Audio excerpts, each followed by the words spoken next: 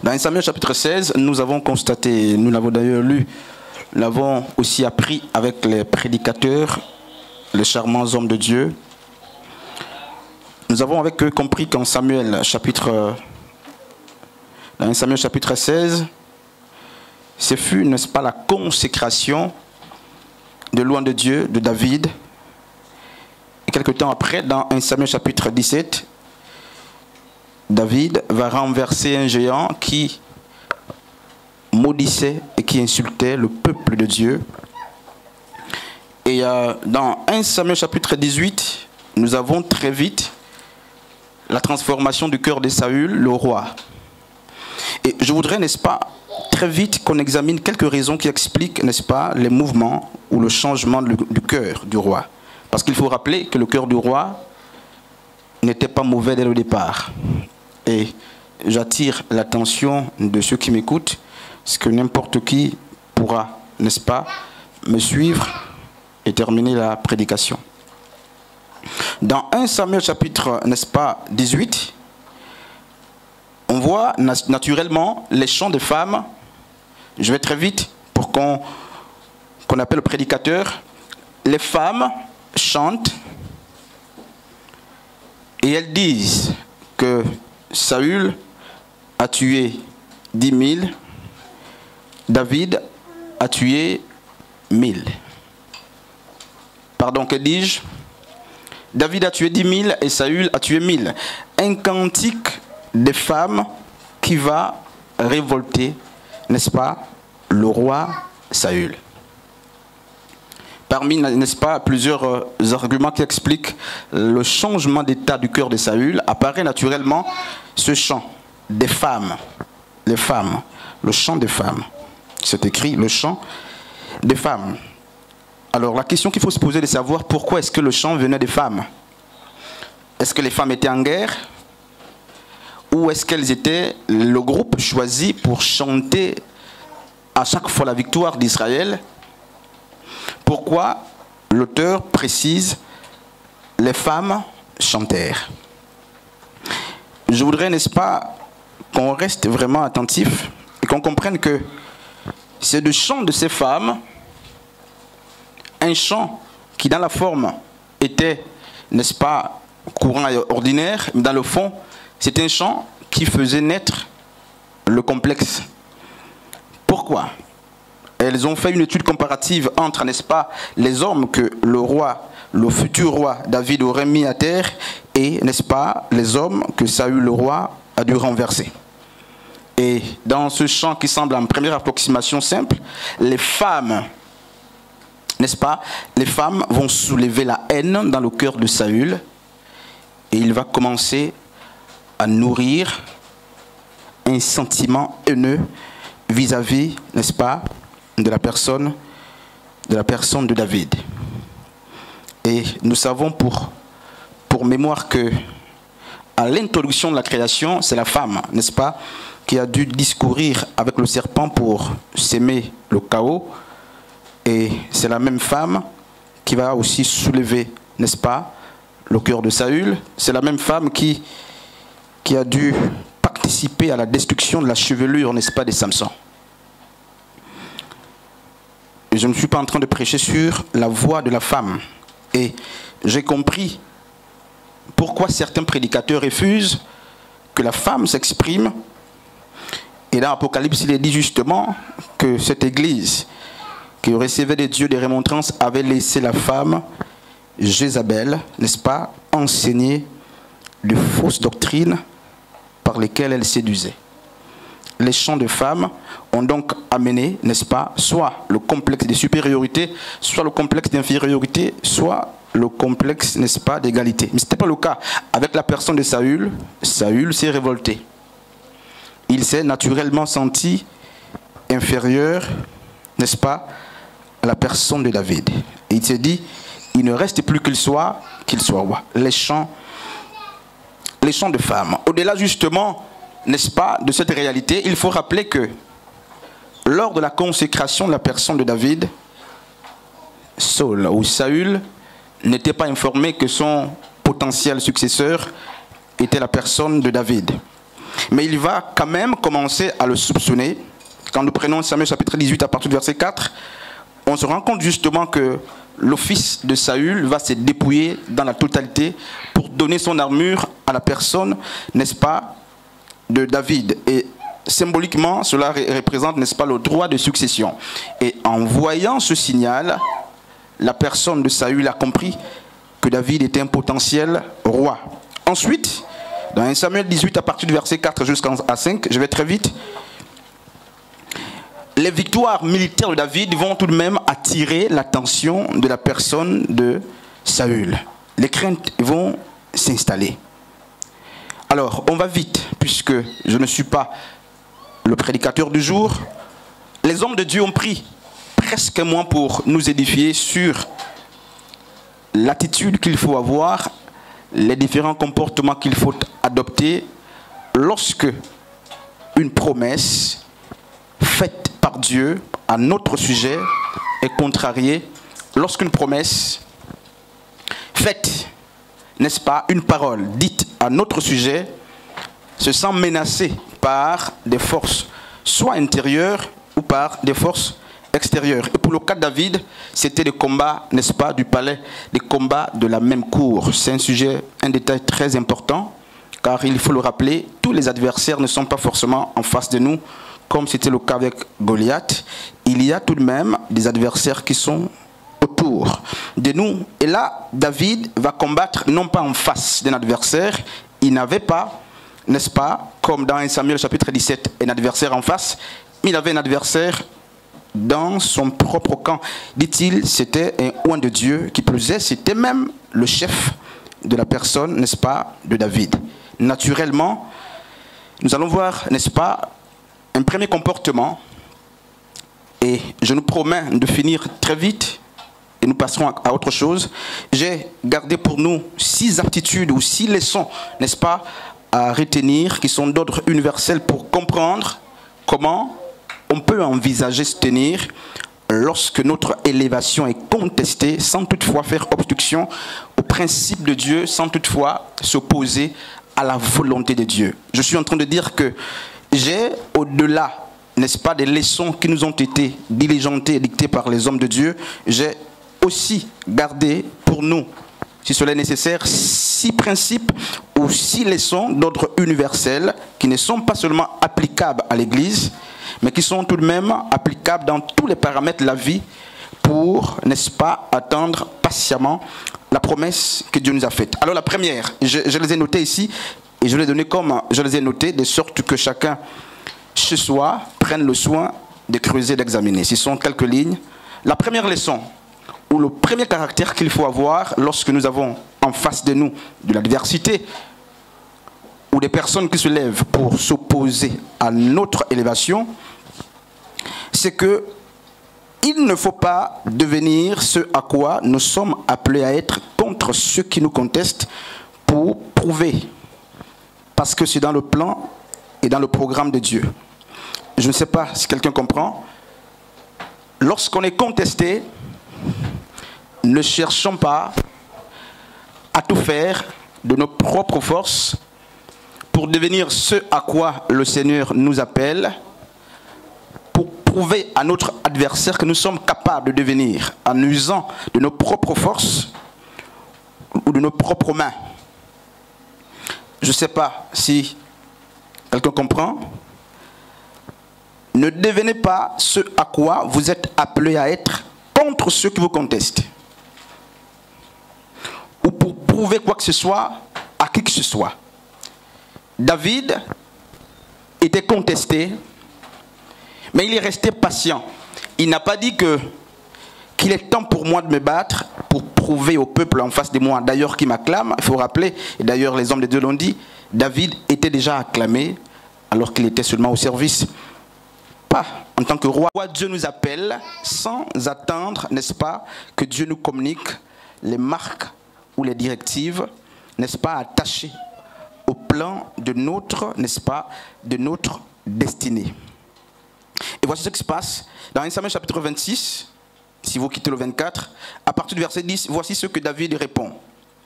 Et David dit, l'Éternel est vivant, c'est à l'Éternel à le frapper, soit que son jour vienne et qu'il meure, soit qu'il descende sur un champ de bataille et qu'il meure. Là,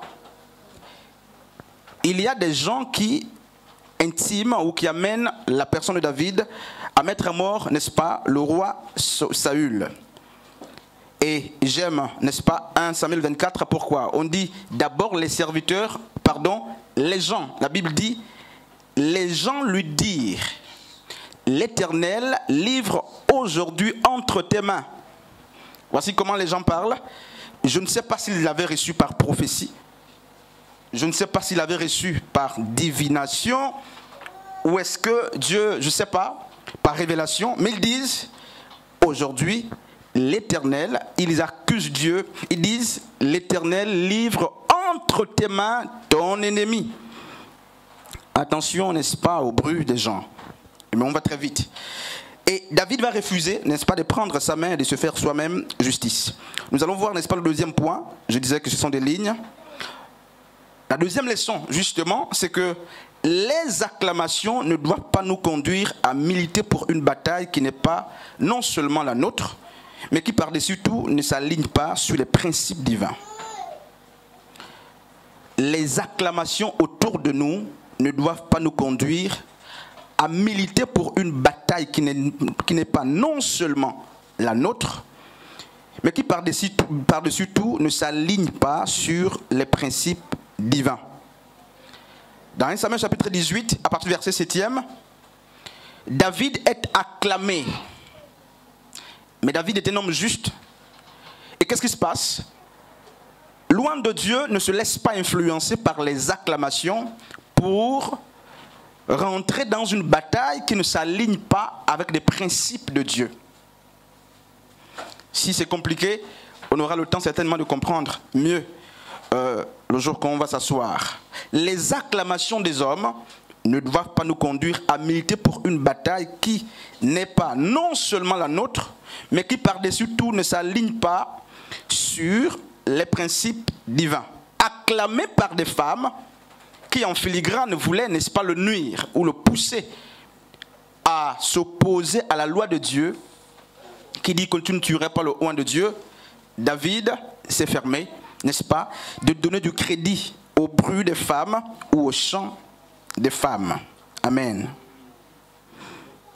Troisièmement, il reste 3 points et nous passerons à autre chose. La troisième leçon, n'est-ce pas, que nous pouvons retenir, c'est ne pas, je crois qu'un ancien a apostrophé ce point, mais je disais que je ne vais pas me donner le luxe, n'est-ce pas, de revenir sur ce qui a déjà été dit par les anciens. Il faut respecter ce travail qui a été fait. Alors, un ancien a dit ici, ne pas tuer oint de Dieu, même s'il s'oppose à notre élévation. Alors, je dirais ceci, il ne faut pas, lorsqu'on est contesté, il ne faut pas éteindre un ministère pour commencer le nôtre. Le roi, loin de Dieu, David avait un ministre de Dieu établi par le même père. Si on doit parler le langage d'aujourd'hui, David et Saül avaient le même père, n'est-ce pas, en termes de royauté. C'est Samuel. C'est Samuel qui a oint, n'est-ce pas, Saül. C'est aussi Samuel qui vient oindre la personne de David. Et David est en train de travailler à côté de quelqu'un qui est oint avant lui. Et qu'est-ce qui se passe? Samuel sait que David est le potentiel successeur et David sait qu'il va être roi. Mais qu'est-ce qui se passe? Il ne prend nullement le luxe d'éteindre le ministère de la personne de Saül pour commencer son ministère. Et très souvent, nous avons ce zèle de vouloir éliminer les autres, de vouloir éteindre des ministères, de sorte que le nôtre s'allume. David a compris que ce n'était pas dans la volonté de Dieu. Et David donc s'est privé, n'est-ce pas, non seulement de tuer un oint de Dieu, mais bien plus, il se prive de participer à la fin d'une œuvre déjà finie. Le sort de la personne de Saül était scellé, il était connu. Samuel a dû dire à Saül, tu seras remplacé. Donc la fin de la personne de Saül était connue. Alors si David prenait, en plus de cela, en plus de la volonté de Dieu qui est connue sur la fin de la personne de Saül, s'il prenait l'épée pour tuer, n'est-ce pas, le roi Saül, il aurait versé le sang d'un innocent et d'une manière inutile. Pourquoi la fin de Saül était connue. Saül était à sa fin. Pourquoi prendre l'épée pour participer à la fin de quelqu'un qui est déjà à la fin? 1 Samuel chapitre 26 à partir du verset 9. À partir du verset 9. Vous verrez aussi 1 Chronique chapitre 16. Et dans le psaume, je vais le lire, le psaume 105 à partir du verset 15, ça dépend des versions. D'autres, c'est le psaume 106, il est dit qu'on ne porte pas la main sur un oint de Dieu. Alors, j'aimerais attirer notre attention. Il y a une certaine confusion lorsqu'on parle de oint. Tout le monde n'est pas oint de Dieu. Même lorsque Éphésiens 1er nous fait comprendre que nous avons tous l'Esprit de Dieu dans la dimension, le contexte dans lequel se trouve la personne de David, mais tout le monde n'est pas oint de Dieu. David sait que les oints à cette époque étaient des rois, des prophètes et des sacrificateurs. Même dans notre génération, nous avons tous été oints de l'Esprit de Dieu, mais l'appellation oint de Dieu est réservée à une certaine classe de personnes qui ont reçu une mission très particulière de la part de Dieu. Je vais donner, n'est-ce pas, le quatrième point ou la quatrième leçon, il va rester 2 et nous allons passer à autre chose. Alors, regardez ce qui se passe. Je l'ai formulé comme ce qui suit. Ne courez pas vers les choses qui ne sont pas attachées à la volonté de votre destinée, mais plutôt vers celles qui vous attendent parce que telle est la volonté de Dieu. Ne courez pas vers les choses qui ne sont pas attachées à la volonté de Dieu.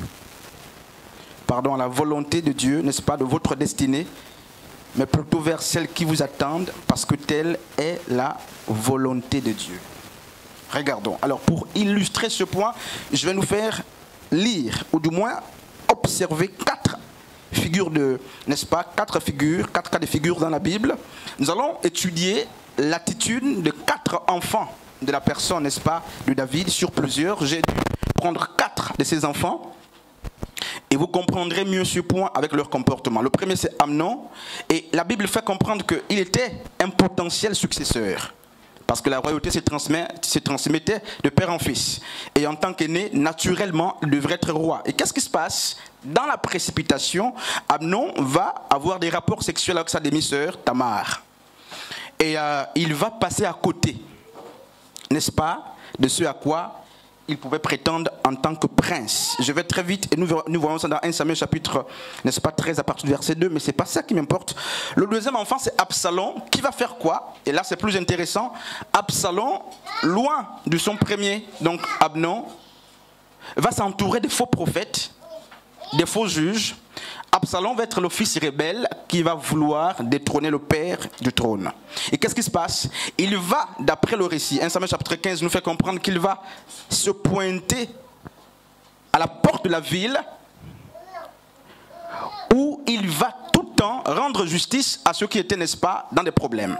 Sans autorisation du père, il était en train de préparer, n'est-ce pas, mais le renversement du père. Et qu'est-ce qui se passe? Tous ceux qui allaient vers le père, qui quittaient chez eux pour le palais, de sorte que le roi David fasse justice pour des conflits quelconques, il les arrêtait et lui-même, il faisait justice. La Bible nous fait comprendre que l'objectif était d'avoir, n'est-ce pas, une popularité à côté du peuple. Bref, laissez-moi d'abord venir dans notre contexte. Il n'était pas roi, ce n'était pas le conseiller du roi non plus, il n'était pas établi. Mais parce qu'il préparait, n'est-ce pas, un événement majeur, il préparait la succession, il voulait renverser le père, alors il se mettait devant la porte du père pour accueillir tous ceux qui venaient voir le père et il prodiguait des conseils, il faisait justice, sans avoir établi, avec l'objectif de séduire une grande foule. Et au temps convenable, il va réunir quelques faux conseillers, quelques faux prophètes qui vont militer à ses côtés. Et lorsqu'il va sonner la trompette pour renverser le trône de son père David, tous ceux qui, n'est-ce pas, avaient bénéficié de son jugement vont se joindre à lui. Est-ce qu'il y a ici des personnes justement qui fabriquent cette influence pour attirer ou pour préparer? Je préfère rester cryptique. Qui a établi Absalom pour commencer à faire des jugements? Qui l'a établi? Lui-même. Et ce qu'il faisait, j'insiste, avait une marque de la flétrissure. Ce n'était pas pur. Non seulement il n'était pas établi, mais en fait, il le faisait pour gagner la confiance, de sorte qu'au temps convenable, que des personnes à qui il avait rendu service militent pour lui. Je parle très en parabole et que l'Église comprenne. Le troisième enfant, c'est Adonijah. Et la Bible nous fait comprendre justement que ce dernier va aussi s'autoproclamer roi. Bref, mais je vais finir avec un enfant, Salomon. Que se passe-t-il? Les trois vont se battre pour aller vers les choses. Alors qu'en tant que prince, c'est la royauté qui vient vers nous. Et ils vont passer à côté, n'est-ce pas, de ceux qui, naturellement, étaient programmés pour eux. Mais il y a un fils qui ne songeait même pas à ces choses. Il y a un enfant qui était dans, n'est-ce pas, comme on dit vulgairement, dans son fauteuil, qui pensait à autre chose, c'est la personne de Salomon. Il n'était pas premier, il n'était pas deuxième, il n'était pas troisième, mais la royauté va venir le trouver. Très souvent, les guerres du palais, n'est-ce pas? Donc les guerres de l'intérieur, on le voit très bien, ce sont des guerres, n'est-ce pas, entre des frères. On va voir un autre point très important.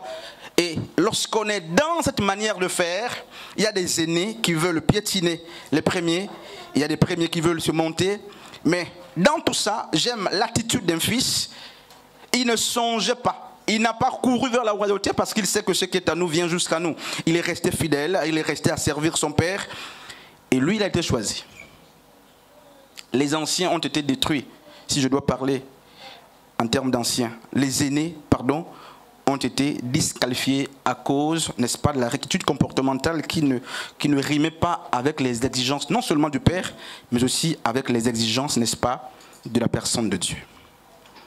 Frères et sœurs, avant de passer, n'est-ce pas, au cinquième point, et avant de chuter et d'appeler, n'est-ce pas, notre prédicateur, le plus important, ce n'est pas d'atteindre les objectifs. Mais c'est encore mieux, n'est-ce pas, d'atteindre les objectifs qui s'alignent avec la volonté de Dieu pour notre destinée. Il y a des personnes qui font des études parce qu'il faut faire avec des mauvaises intentions et des mauvais objectifs. Il y a des gens qui font ministère avec des mauvais objectifs. Ce n'est pas important. Il est mieux d'atteindre les objectifs qui se collent à ce pourquoi Dieu nous appelle. Dans, n'est-ce pas, Zacharie chapitre 2, je crois que je l'ai fait constater avec quelques anciens ici. Nous avons ce jeune homme, n'est-ce pas, qui prend la mesure et qui va, n'est-ce pas, chercher à formuler, à remonter la muraille de Jérusalem, qui prend l'instrument de mesure pour mesurer les murailles, alors que la Bible nous fait comprendre que la ville de Jérusalem était en cendres. Et un ange dirait à notre ange, court, dis-lui d'arrêter de mesurer. C'était une action noble, semble-t-il. Il mesurait alors que la ville était complètement abasourdie, la ville était complètement anéantie, détruite. Et voici qu'un homme exprime un geste ou un signe de foi. Mais la Bible nous fait comprendre qu'un ange dirait à notre ange, court et dis-lui d'arrêter de mesurer, Jérusalem ne sera pas mesurée. Bref, le tout n'est pas de faire. Le tout n'est pas donc de bien faire même ce qu'on fait. Mais le plus important, c'est de faire bien ce pourquoi Dieu nous a appelés, de bien faire ce pourquoi le Seigneur nous appelle. Nous allons voir le cinquième point. Nous allons terminer. Mais avant, permettez qu'on lise Luc chapitre 12, à partir du verset 14. Alors, qu'est-ce qui se passe? Il se passe que deux personnes dans la foule, deux frères, se divisaient et se battaient pour le partage, n'est-ce pas, de leur héritage. Et Jésus était en train de rendre ministère, il était, n'est-ce pas, en train de prêcher. Et qu'est-ce qui se passe? L'un d'entre les deux frères qui militait pour le partage, n'est-ce pas, des biens, il s'approche et va dire à Jésus, alors, nous avons ici un conflit. Rends-nous justice. Nous sommes deux frères et on n'arrive pas à s'accorder sur le partage de l'héritage. Jésus, viens et rends-nous justice. Alors, dans Luc chapitre 12, 14, la Bible dit, Yeshua dira ceci, qui m'a établi juge sur vous?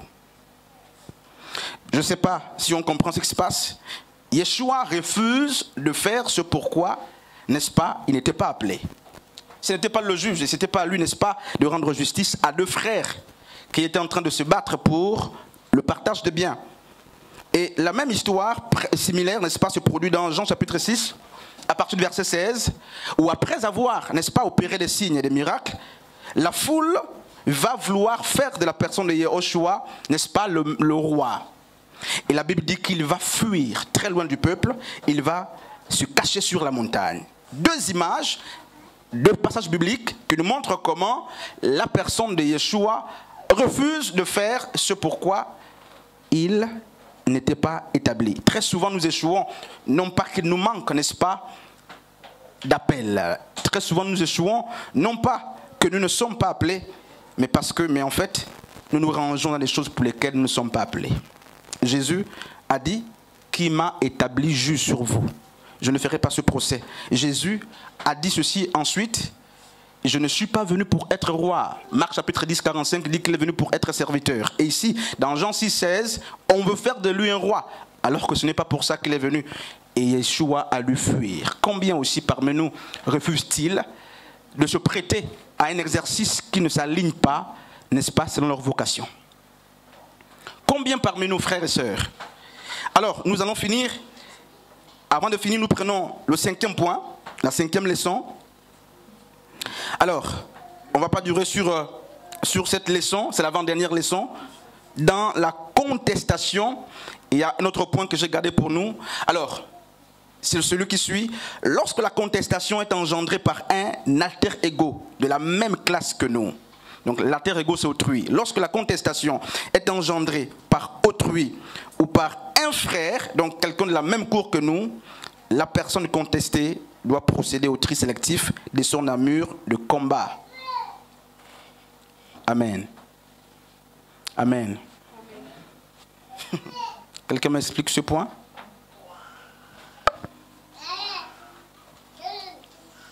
Ou on écrit seulement pour écrire? Lorsque la contestation est engendrée par quelqu'un de la même classe que nous, le ou la personne contestée devra passer au tri sélectif de l'armure de combat. Que dis-je?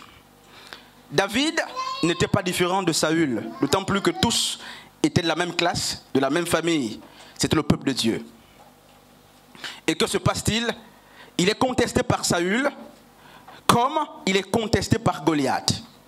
Dans 1 Samuel chapitre 17. Dans l'épisode avec Goliath, il semble que la Bible nous fait comprendre que David va choisir l'armure, n'est-ce pas, qu'il fallait pour renverser celui qui était le géant qui était en face de lui.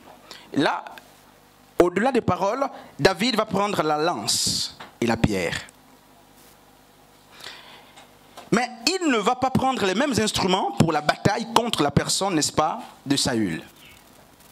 Et là, c'est très important, avant de chuter dans le dernier point.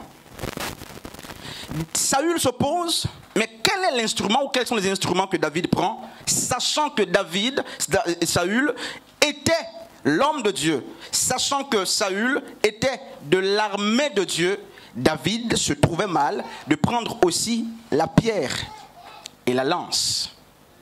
Alors toi, lorsque tu es contesté dans l'église, dans la famille, comment est-ce que tu réagis? Est-ce que tu prends les mêmes armes que tu prends contre Goliath pour lancer vers un frère? Ou est-ce que tu trouves une armure qui s'y est parce que tu es en face de toi un frère, une sœur ou une personne de la même classe que toi? Qu'est-ce qu'il a dû faire avec Saül? David, la Bible nous fait comprendre dans 1 Samuel chapitre 24 qu'il a fui. Il s'est caché. Il passe le temps à fuir. Mais il n'a pas fui avec Goliath. J'aime voir les combats parfois à l'église, des sous-groupes. Et puis ce point, quand j'étais en train de travailler, je me suis dit, mais est-ce que nous nous comportons aussi comme David? David a compris que la lance et la pierre ne se prennent pas contre un frère de la cour. On ne prend pas ça contre un pasteur. On ne prend pas ça contre un frère, contre une sœur. Ces choses se prennent contre l'ennemi et non contre, n'est-ce pas, la famille. Nous sommes une famille.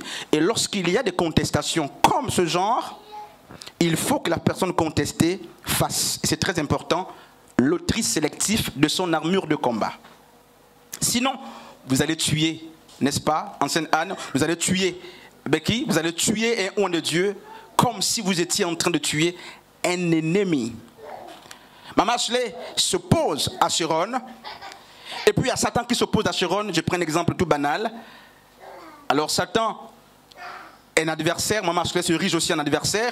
Mais la sœur Chiron doit comprendre que le combat qu'elle doit mener ou qu'elle mène contre Maman Ashley, quoi qu'il soit de la même nature que le combat qu'elle mène contre les gens de l'extérieur, il faut qu'elle procède au choix et au tri sélectif de son armure. Si elle commence à prendre les critiques, elle va tuer Maman Ashley. Et puis, Maman A nous a fait comprendre dans sa prédication qu'on ne tue pas un oint de Dieu. J'ai aimé, n'est-ce pas, cette partie de la prédication, mais j'ai bien voulu qu'elle creusât. Elle pouvait nous faire comprendre que tuer, ce n'est pas l'épée. Tuer, c'est critiquer aussi. Je m'attendais à ce que l'ancienne nous dise aussi que dans le contexte de David, il s'agissait de l'épée physique. Dans le nôtre, Éphésiens chapitre 6 nous parle de la parole qui est une épée. Et la parole que nous professons contre les oints est une arme de destruction. Tous ceux qui se sont levés et qui ont critiqué, mais ont pris l'épée, qui ont calomnié, ils ont pris l'épée. Alors jusqu'où nous sommes allés? Est-ce que jusqu'ici nous n'avons pas tué des oints de Dieu? Lorsque nous avons menti contre ses frères, contre ses sœurs, lorsque nous avons vilipendé, nous avons calomnié, nous avons accusé. Ah oui, nous avons pris une autre forme, n'est-ce pas, d'épée pour tuer les oints de Dieu, pour discréditer. David parlait de l'épée physique, mais nous, dans notre génération, si la crainte de Dieu, semble-t-il, nous amène, n'est-ce pas, à ne plus prendre l'épée physique ou le couteau, mais notre langue, Jacques nous dit qu'elle est capable, n'est-ce pas, de brûler des grandes forêts. Un petit mot seulement. Alors, toutes les fois que tu as parlé, 2 fois, 3 fois, 1 fois, à mal d'un oint, ne l'as-tu pas tué?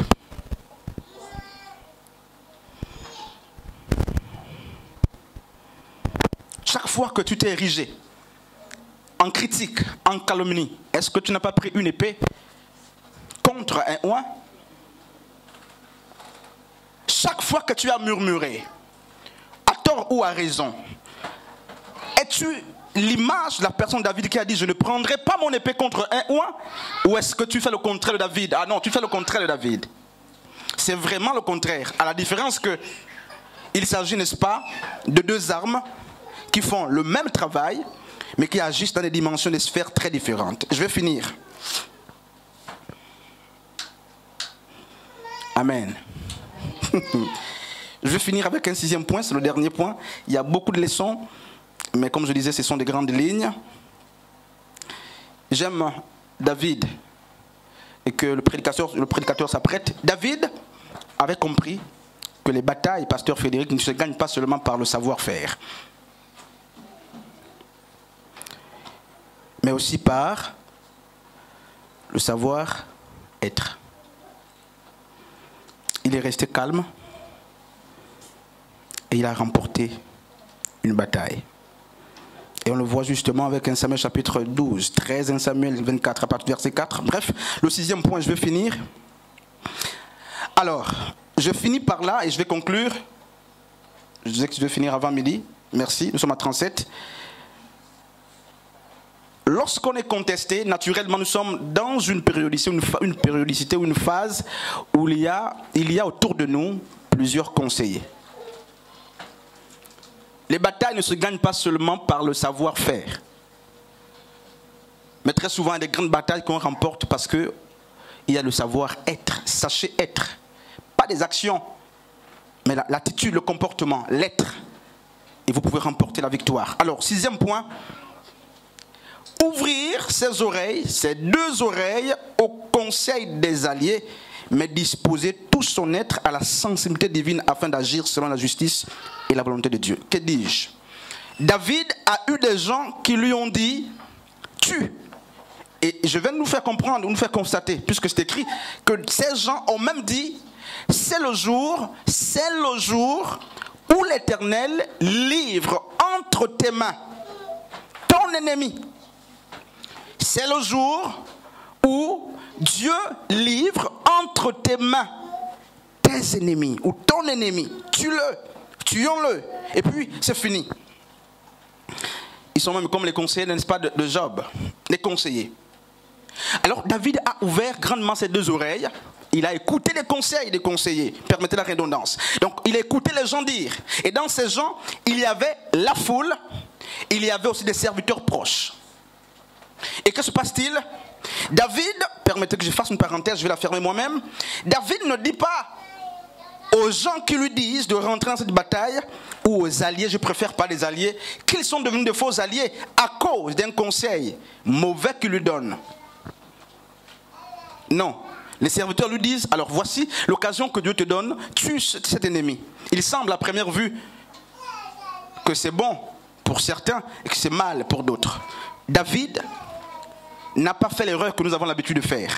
Parce que la sœur Gaëlle m'a donné un conseil qui, semble-t-il, s'oppose à la volonté de Dieu. La sœur Gaëlle cesse d'être mon allié. Elle cesse d'être vraie. Non, David nous instruit.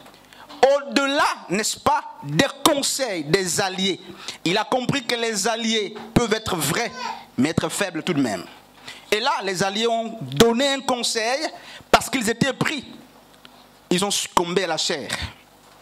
Mais David n'annule pas leur sens d'allié à cause de leur faiblesse. Bref, ce n'est pas le point que je développe. David ouvre grandement ses deux oreilles, il écoute les gens. Mais que se passe-t-il? Dans l'intimité, la personne de David n'ouvre pas seulement les oreilles, tout son être est sensible à l'écoute de Dieu. Alors les pasteurs m'ont dit, les anciens m'ont dit, le peuple m'a dit, j'ai écouté audiblement des conseils. Maintenant toi Seigneur, toi qui m'as établi ou qui m'établit, qu'est-ce que tu me dis? Apprenons à prêter nos deux oreilles pour écouter les hommes, mais que notre sens, tous nos sens, soient disposés lorsqu'il faut écouter Dieu et surtout lorsqu'il faut aller épurer les conseils des hommes auprès, n'est-ce pas, de la personne de Dieu. Dans 1 Samuel 24:4, il est dit, les gens lui disent.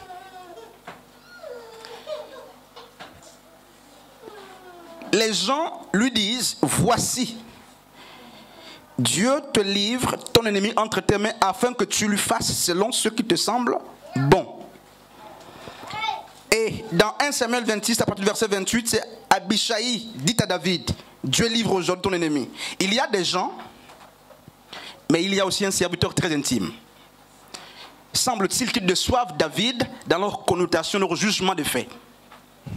Mais David n'a pas à l'instant présent mépriser les conseils, et le conseil de la foule et le conseil du serviteur intime. David a ouvert les oreilles, mais il n'a jamais fait ce qu'ils lui ont dit de faire.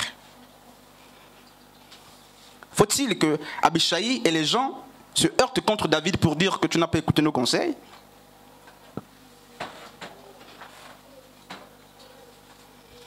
C'est des questions que je laisse dans l'air. Il faut-il que David dise désormais, j'ai des mauvais alliés, il faut qu'ils ne me suivent plus, il faut qu'ils cessent de me suivre parce qu'ils auraient été faibles dans leur jugement des valeurs? Bien sûr que non. Les alliés peuvent être vrais, mais n'oublions pas que ces alliés sont aussi des hommes avec des faiblesses et que les faiblesses des alliés ne nous fassent pas croire que ce sont des faux. Amen. Je vais finir ici. Et je voudrais qu'on lise un texte, et cette fois-ci on va le lire, je crois que c'est le seul texte qu'on va lire couramment, Habakkuk chapitre 2 à partir du verset 3. Habakkuk 2 à partir du verset 3. Est-ce que quelqu'un est là? Habakkuk 2, le verset 3e, juste le verset 3.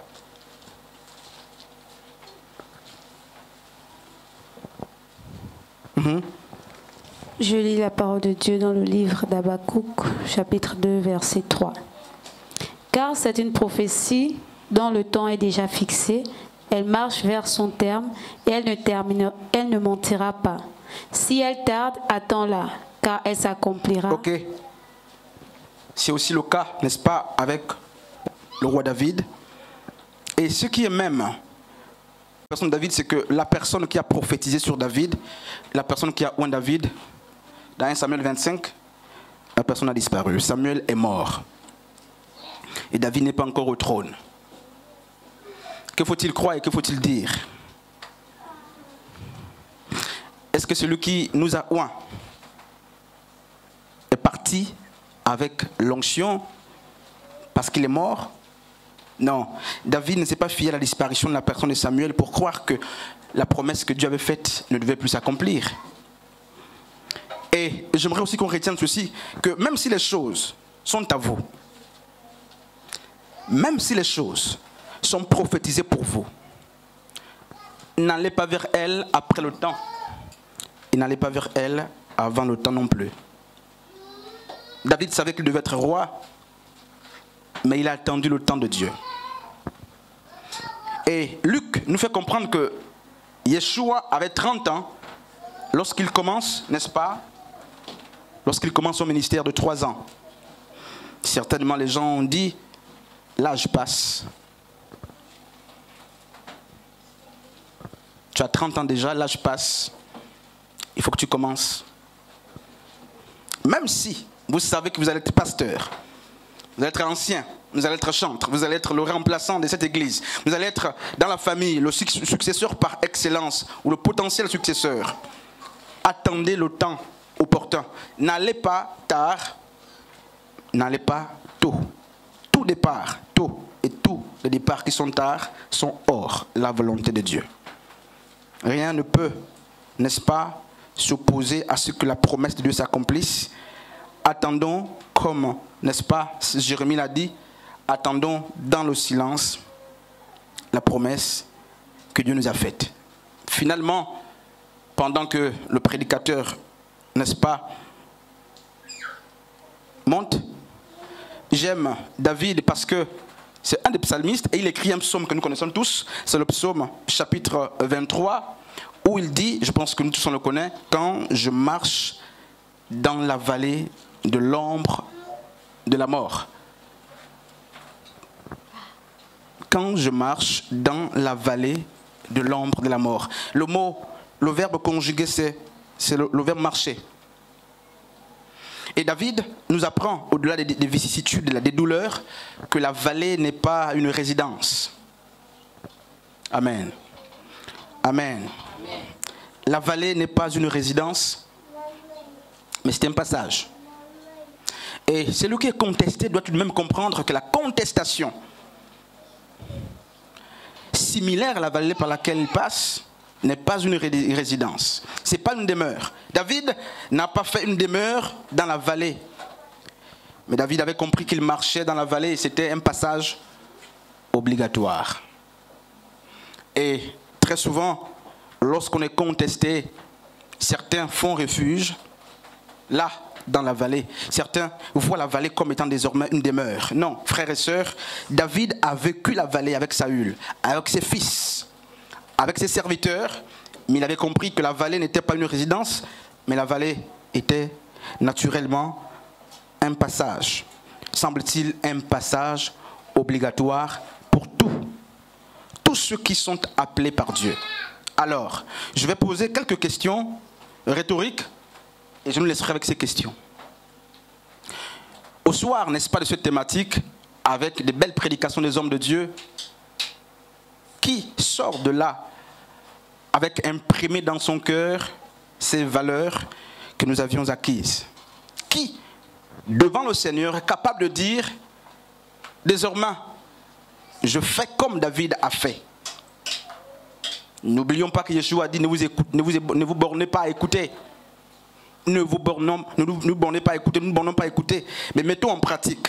Les hommes de Dieu ont parlé de la crainte, les hommes de Dieu ont parlé de la justice, les hommes de Dieu ont parlé, n'est-ce pas, de beaucoup de choses. Qui de nous aujourd'hui, au soir, cette thématique, est capable de dire, je fais comme David, ou je suis David, je fais comme David, ou je ferai comme David?